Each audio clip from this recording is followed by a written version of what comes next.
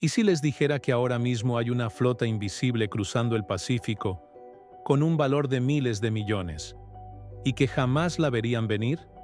Mientras ven este video, en algún lugar del océano abierto, una embarcación se mueve, no sobre la superficie, justo debajo. Casco gris azulado pintado para fundirse con las olas.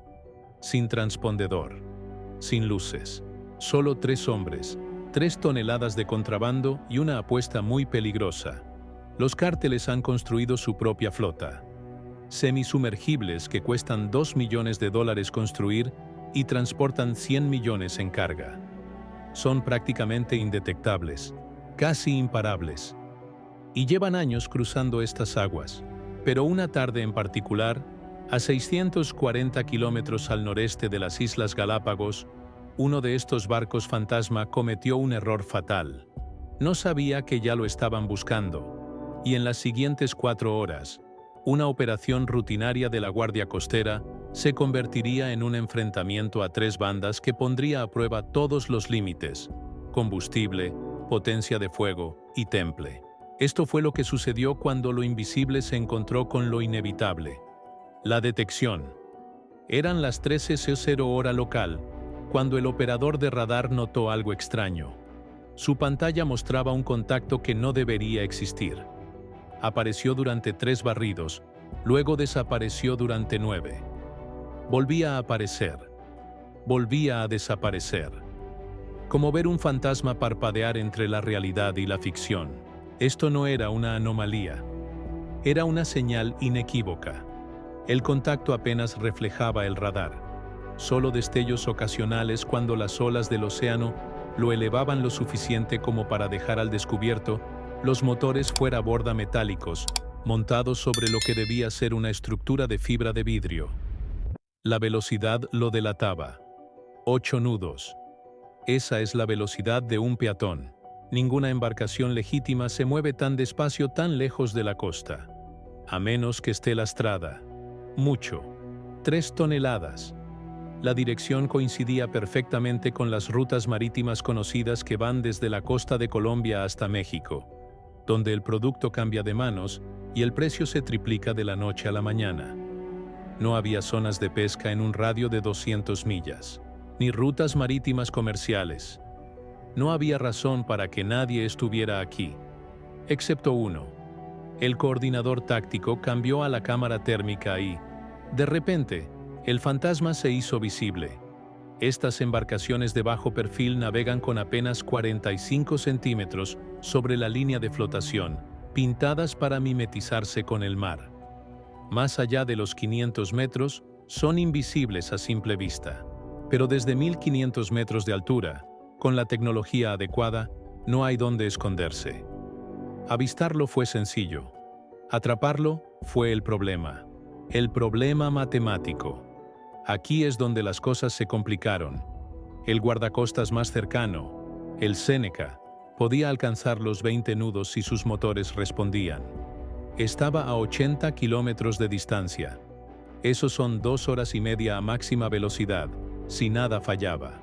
Los contrabandistas se toparían con las congestionadas rutas marítimas en 4 horas. Una vez perdidos en ese laberinto de tráfico legítimo, desaparecerían para siempre. Este era el tipo de ecuación que terminaba en fracaso de la misión, a menos que tuvieran algo con rotores en lugar de hélices. En el momento en que las coordenadas de intercepción llegaron al Seneca, su cabina de vuelo se convirtió en un caos organizado. La tripulación del helicóptero recibió la orden de despegue inmediato en cuestión de minutos. Las comprobaciones previas al vuelo se redujeron a la mitad. Se montaron las armas con los rotores aún bloqueados. Los cálculos de combustible se anotaron apresuradamente en las rodilleras, ya resbaladizas por las salpicaduras del mar.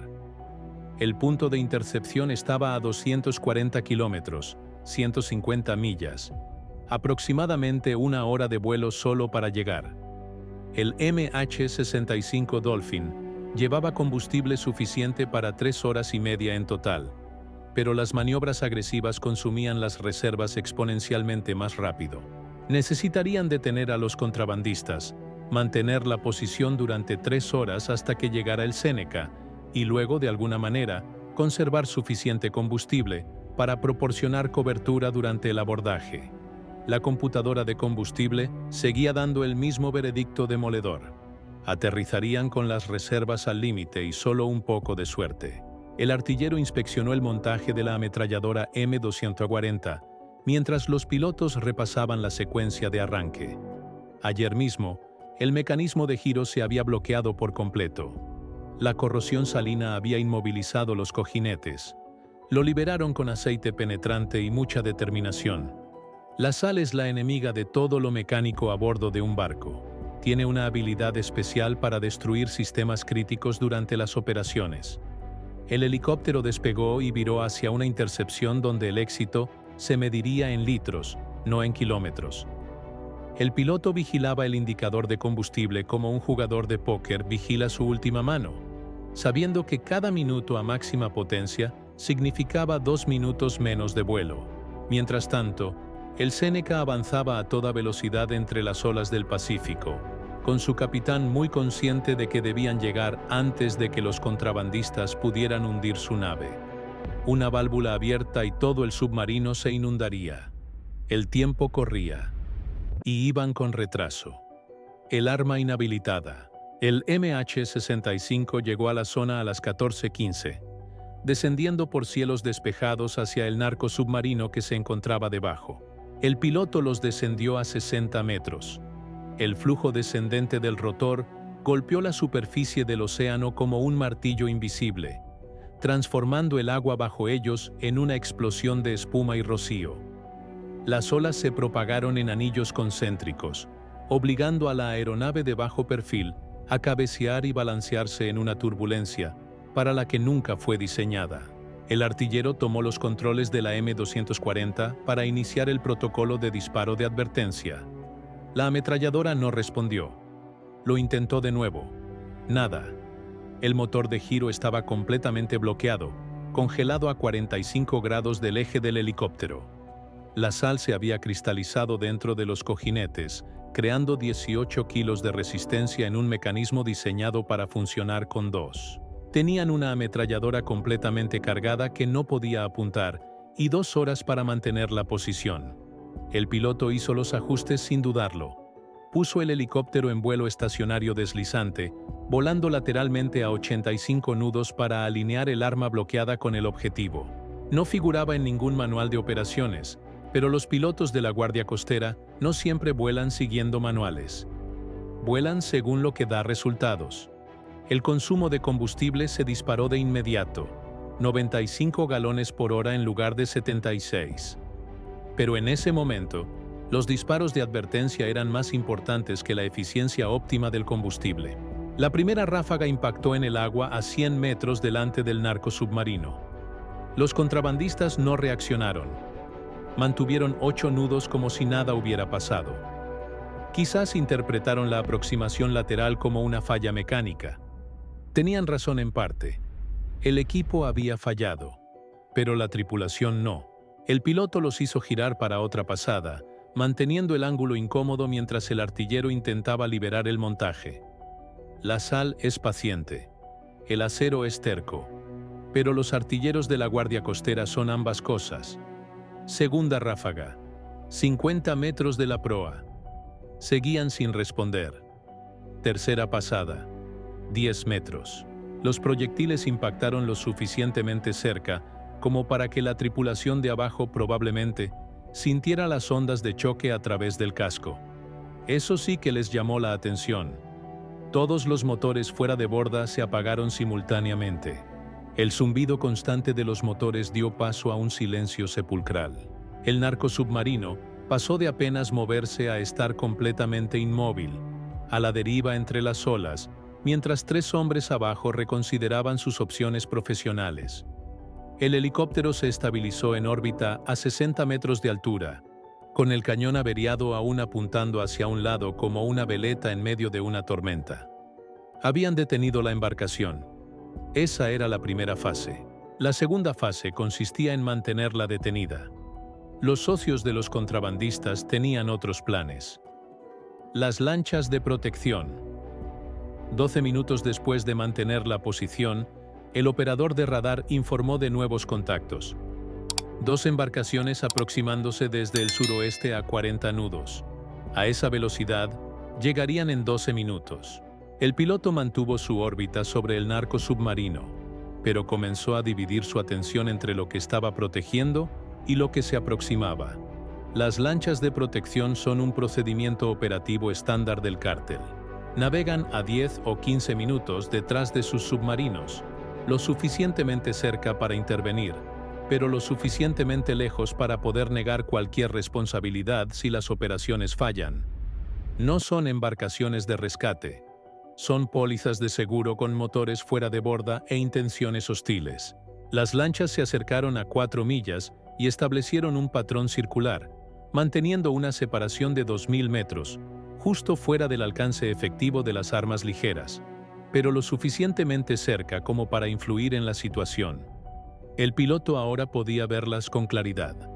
Lanchas rápidas con varias personas a bordo. Estaban tanteando, probando, intentando determinar cómo reaccionaría el helicóptero si se veía desafiado. Una lancha aceleró hacia el narcosubmarino, acercándose a 1.500 metros antes de que el piloto girara la proa hacia él. Incluso con una ametralladora defectuosa, un helicóptero apuntándote directamente es significativo. La lancha se desvió, pero su compañera avanzó inmediatamente desde la dirección opuesta. Tácticas de grupo. Intentando dividir la atención del helicóptero.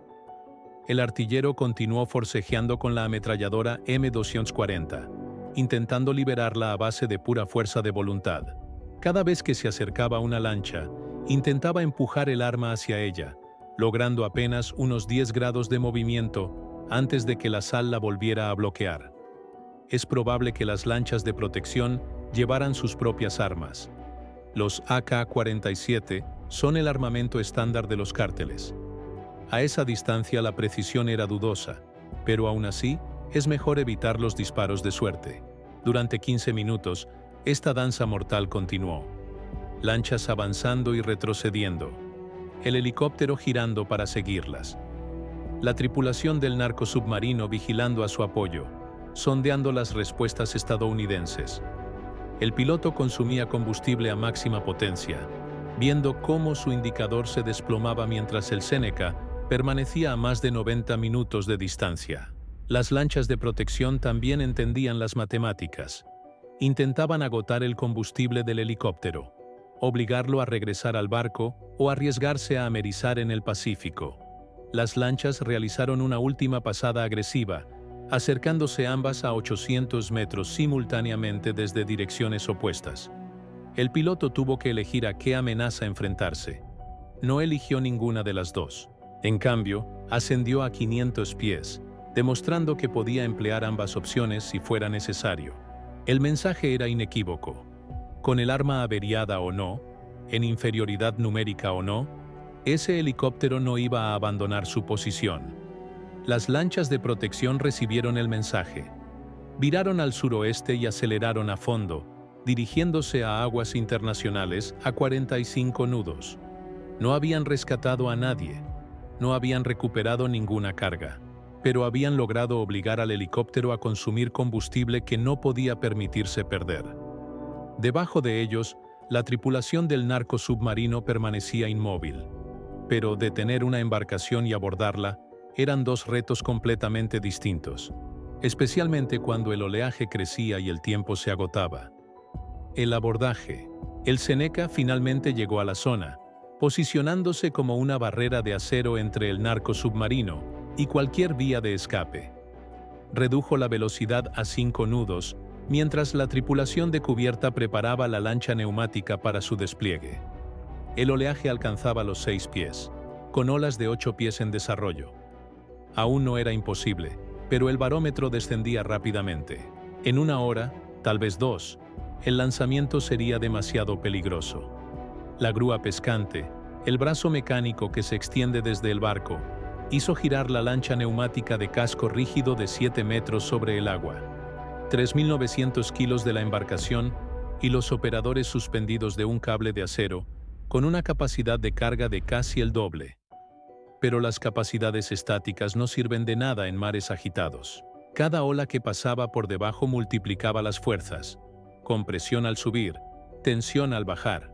El operador de la grúa estudiaba los patrones de las olas, contando los segundos entre crestas. 8 segundos significaban bajar entre olas. 6 segundos, bajar sobre una. El momento llegó entre series de olas. El océano se calmó durante unos 4 segundos, y el operador accionó la liberación. La lancha neumática se precipitó desde casi 2 metros de altura e impactó contra el agua, con los motores ya en marcha. El timonel, la persona que pilotaba la lancha, aceleró a fondo antes de que llegara la siguiente ola, que se alejaba del casco del Seneca a 20 nudos. Ser aplastado entre 4.500 toneladas de acero y el océano no era el desenlace deseado por nadie. El helicóptero mantuvo su órbita a 60 metros de altura, con solo 510 litros de combustible. El piloto había calculado los márgenes, presenciar el abordaje, proporcionar vigilancia y luego aterrizar de nuevo en el Seneca antes de transformarse de helicóptero en un arrecife artificial. El arma congelada ya no importaba. La lancha neumática, que se aproximaba a 45 nudos con 6 operadores armados a bordo, era toda la potencia de fuego que la situación requería. El derribado. El patrón colocó la lancha neumática junto al narcosubmarino utilizando la técnica marítima eufemísticamente llamada colisión controlada. A 45 nudos, apuntó directamente al centro del barco, y en el último segundo invirtió la marcha y giró la banda de estribor, haciendo girar la embarcación 90 grados mientras frenaba en seco. La lancha neumática impactó lateralmente contra el narcosubmarino. Su flotador inflable absorbió el impacto, rozando ahora el casco mientras ambas embarcaciones subían y bajaban con sus propias olas. El primer operador saltó cuando las embarcaciones alcanzaron la misma altura, una ventana de 2 segundos que no se repetiría hasta 8 más tarde. Aterrizó con fuerza sobre la fibra de vidrio mojada. 18 kilos de equipo y chaleco antibalas le dificultaban el equilibrio. Pero su arma ya estaba lista, buscando amenazas mientras sus piernas recuperaban la estabilidad. Los demás oficiales le dieron cobertura por si los contrabandistas tenían alguna idea desesperada. Uno a uno, los operadores rescataron a los contrabandistas hasta que los 3 estuvieron en cubierta, y otro oficial pudo bajar al interior para asegurarse de que no hubiera nadie más oculto abajo. Tras asegurar la embarcación, tanto la lancha neumática como el helicóptero fueron recuperados sin problemas por el Seneca. La lección. Y aunque las organizaciones criminales ya estaban diseñando su próximo submarino, ese día aprendieron algo valioso.